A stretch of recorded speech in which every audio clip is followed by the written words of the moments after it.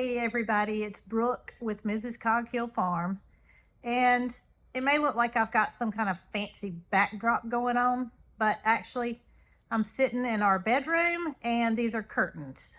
I had the curtains open and it was just too bright to film, so we're gonna have to look at this ugly background for just a minute.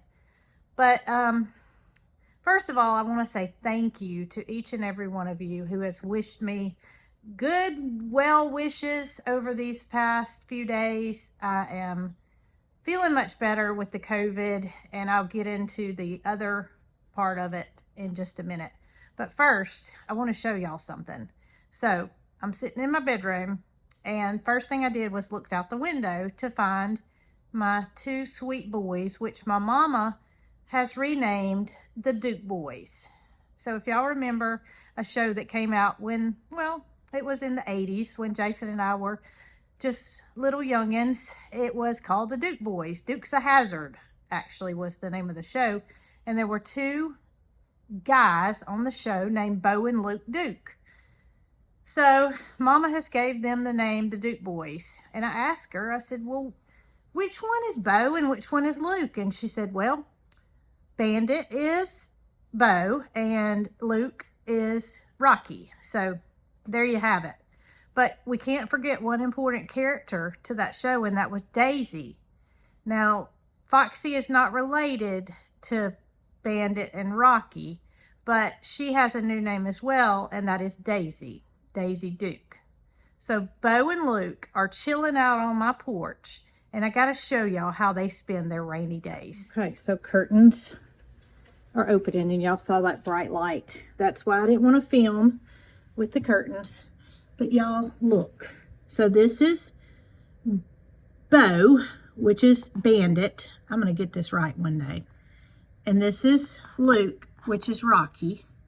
And they are laying on, well, it's called a coolaroo bed. I found these years ago on Amazon, and we bought them for Peaches initially. And Peaches repeatedly fell through the coolaroo beds, and we had a good friend of ours that made a cover out of some aircraft fabric to reinforce the fabric that comes from the factory, and it did a really good job for Peaches. However, she is now living her life in the barn and wouldn't have it any other way, and doesn't want to lay on the coolaroo bed anymore.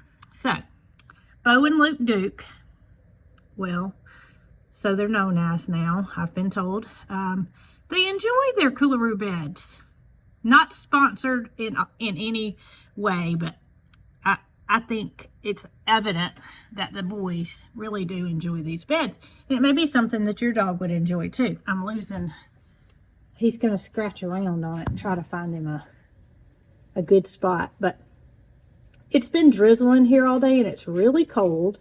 So I'm going to talk to you guys in the comfort of my home. All right, there he goes. He got it right. Y'all don't ask me again who's Bo and who's Luke, because I'm not going to remember it. Well, I kind of turned angles a little bit to where hopefully the glare is not so bad. But I didn't like that gray background. We're here to cheer you up, not bring you down. But I wanted to share with you about where I am health-wise.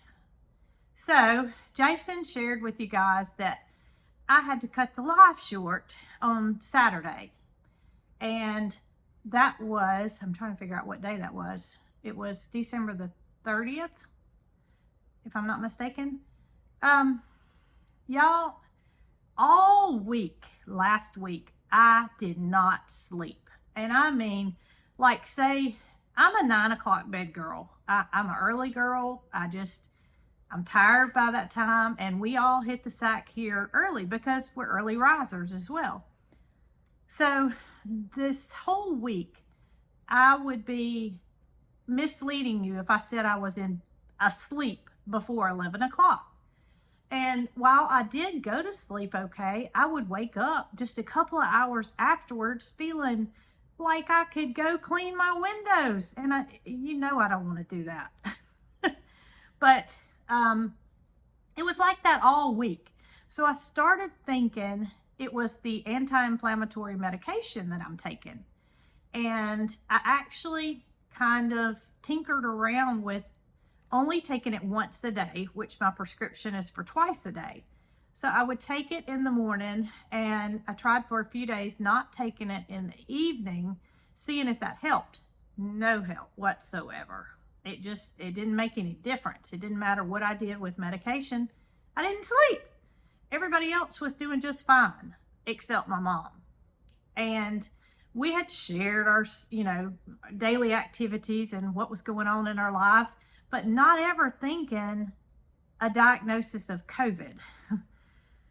So my symptoms did not really escalate, except for the fact that Friday night, I literally did not close my eyes. I literally had been up all night long and attempted to do a live Saturday morning. And that's because I was I felt like I had taken some kind of caffeine enhancer. I don't drink those energy drinks or anything like that, but I can imagine this is what you would have felt like. So I felt like I could do the live, and boy, was I wrong. So while we're doing the live, I felt like I was going to pass out. And I had told Jason previously that, if something happened, then I would pat him on the leg and let him know, because he knew that I had had a bad night the night before and I wasn't quite feeling normal. So we made it to, I don't know, 40 minutes into the live, I think is what it was. And I had just gone to the point where I said, if I don't stop, I'm going to pass out on this live. And I don't want people to see and think, something's really, really bad wrong here. And I have to say thank you to a special friend, Catherine at G&G Farms, which many of you follow, is one of the most wonderful people I've ever known in my life.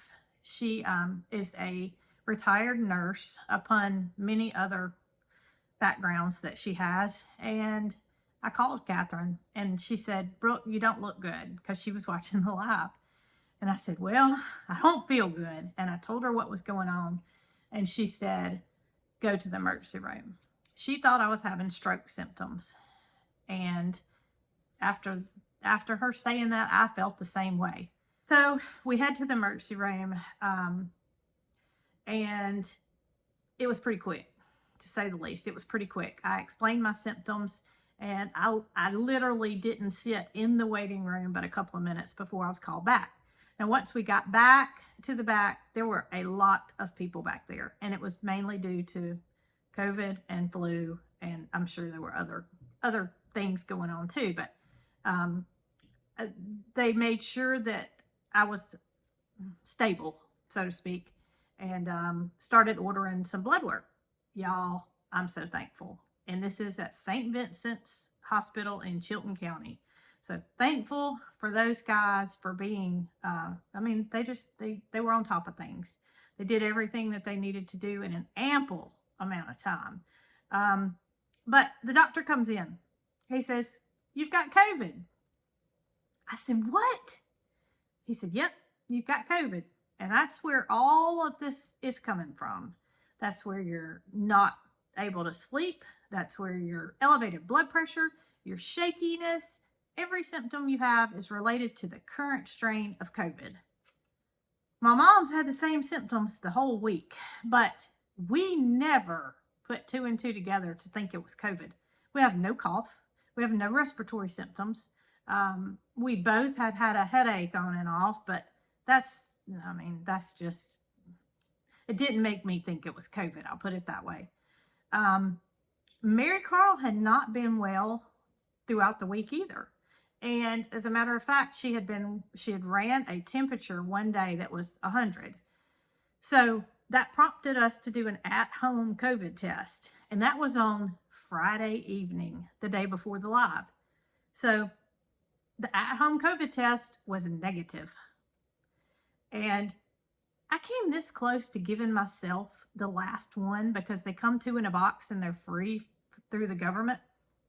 They ship them to your house, and I've always just had these on hand for instances like what Marycarl was feeling. I came that close to taking the second one, but hers was negative, and that led me to not take the second one. Now, I wish I had. Not to say it would have been positive, because those things aren't always accurate, but I would like to know where the results would be. Would they have a line or not have a line? We'll never know. But Marycarl's was negative, and you know, I just never thought in a million years that I would have COVID. My COVID symptoms have been mild, except for Saturday. I have had some fever on and off. My mom has felt really off feeling. She would describe it as feeling kind of squirrely, and Marycarl's felt the same way. So while Mom hasn't taken a test to confirm that she has COVID, nor has Marycarl, it's evident that they both have it. It's not been to where Marycarl needs to go to the doctor. Of course, as a parent, I'm on top of that. I know, you know, when things need to be seen about. She is still experiencing symptoms, whereas me, not so much. My symptoms are still there from whatever's going on. And the last video where I sat and updated you guys on my health, I explained to you that I was taking the anti-inflammatory and it was helping. Well, one of the reasons that I cut down on that second dose when I wasn't sleeping is because it's not helping as much as I thought it was. Initially, it may have been helping, but it's, I don't want to know what I feel like without it. I'll tell you that, because my pain level today is probably an 8 out of 10. And they ask you that at the doctor all the time. And I'm literally just hurting all over. I'm not telling you this for sympathy. I'm not that kind of person. I don't care if I get views for updating my health. That means nothing to me. I'm telling you this because you guys are like family to us, and I owe it to you. I owe you to know what's going on with me. I just don't feel like it's too much information. But, you know, if you don't want to see it, you don't have to watch it. I'm not being a smart aleck. I'm just saying I'm here to update you in a positive manner and not let any false information get out there. When I first told you guys that I was sick, that I had some things going on, that I felt the need to explain to you why I was doing the craft projects and not doing pulling fencing and such as that. Upon my first visit to the doctor, I explained to her the whole situation of what was going on, and she immediately says we need to do a CT scan of the pelvic area. That being said, I have some, my dad had some history there, and she wants to make sure that every stone is uncovered there, because I have elevated platelet count. I have elevated CRP, which shows the amount of inflammation in your body. And those two things together can signal kidney cancer. That's what my dad passed away with. While I am not thinking I have cancer of any sort, I want to be treated early if there is anything there. When my dad was diagnosed with cancer, he was about 43 when he was first diagnosed.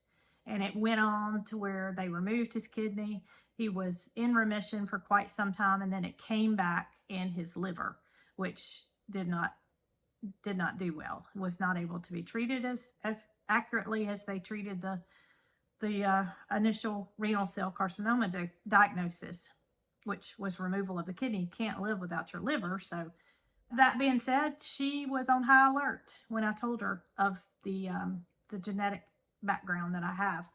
And so she ordered a CT scan, which was denied by the insurance company.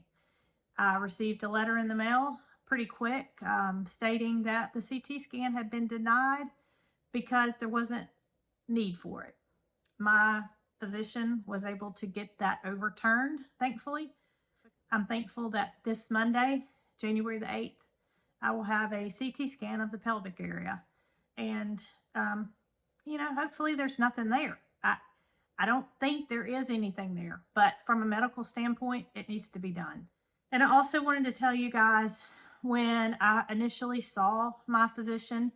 I haven't been in to physically see a rheumatologist. Everything that's been done through rheumatology has been done through the patient portal, which is conversing through basically messages. She's asked me several questions. She wants me to get in to have a genetic testing for something called, I'm probably not going to say this right, but I'm going to attempt to say it, ankylosing spondylitis. An autoimmune disease in which your spine can fuse together. That's the ultimate result of the disease if not treated early. So I will have genetic testing for that. And I also wanted to tell you guys what my physician is thinking in order of most likely to least likely in the autoimmune disease area. The number one possibility on my physician's radar is something called polymyalgia rheumatica. Its abbreviation is PMR. Now, just based on my symptoms is what her initial thoughts were. Rheumatoid arthritis is number 2 on her list of things that she thinks it could be. Number 3 is the one that I just spoke of earlier, and that is the, probably not saying it right, ankylosing spondylitis. AS is what it's also known as. I'm not one to run off to the doctor anytime something happens, but I also know that the earlier something can be diagnosed and treated, the better off your prognosis is, and that's where we are right now. Rheumatology has contacted me. They're doing everything in their power to get me in their office, and I have the ability to chat with them at any time if symptoms were to get worse or progress. But at this time today, I literally feel like I did back when I first told you guys about the feelings I was having.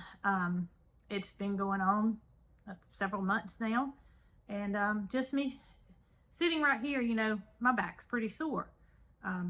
Matter of fact, I'm gonna have to get up and move here directly, but it is what it is. I'm not putting this out there asking for sympathy. I owe it to you guys. And like I said, I hope you guys feel the same way, because I appreciate each and every one of you.